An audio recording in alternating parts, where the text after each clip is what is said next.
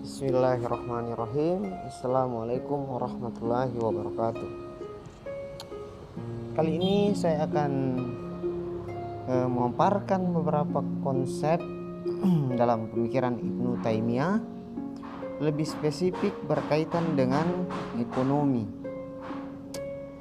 Ibnu Taimiyah merupakan tokoh yang berpengaruh sekitar abad 12 Masehi.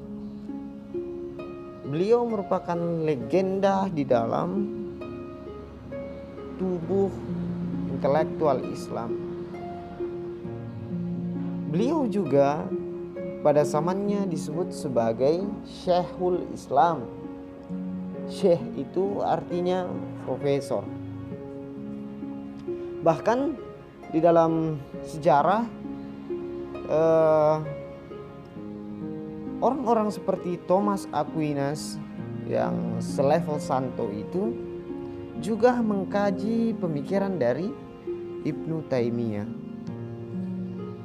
Nah, mari kita melihat pemikiran ekonomi Ibnu Taimiyah di dalam konsepnya, yaitu konsep al-misli atau konsep kesetaraan.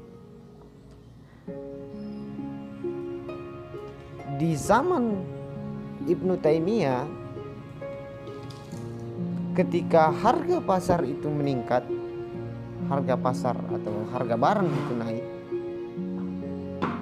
asumsi yang lahir di kalangan masyarakat pada waktu itu bahwa pedagang menjadi faktor dari meningkatnya harga.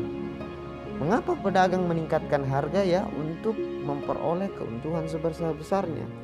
Inilah yang kita sebut bahwa naiknya harga ditentukan oleh faktor keserakahan. Itulah asumsi yang lahir di tengah-tengah kondisi masyarakat pada waktu itu. Nah, di titik ini Ibnu Taimiyah mencoba untuk memperlihatkan pada masyarakat bahwa peningkatan dan penurunan harga itu tidak ditentukan oleh faktor keserakahan. Naik turunnya harga itulah fenomena ekonomi menurut Ibnu Taimiyah, yang kita sebut dalam bahasa modern sebagai market mechanism. Nah, konsep al-misli atau kesetaraan ini berkaitan dengan harga pasar. Di dalam pemikiran Ibnu Taimiyah ada satu konsep disebut as-saman al-misli, yaitu harga kesetaraan. Untuk mendapatkan masing-masing haknya, maka harus ada as-saman al-misli, yaitu harga kesetaraan. Nah, harga kesetaraan ini hanya mungkin terwujud bila ada al-iwad al-misli, yaitu kompensasi. Kompensasi pada pedagang yaitu keuntungan. Kompensasi pada pembeli adalah utilitas atau utility. Nah, bila masing-masing mendapatkan haknya, yaitu keuntungan bagi pedagang dan utilitas bagi pembeli, maka disinilah terjadi as-saman al-misli, yaitu kesetaraan harga. Sehingga terwujudnya as-saman al-misli itu didahului oleh konsep al-iwad al-misli.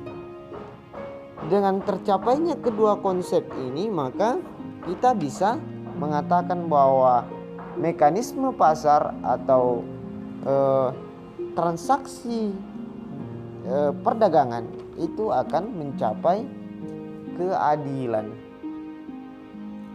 Yaitu konsep Ibnu Taimiyah selanjutnya disebut la dorarah wa la dirah,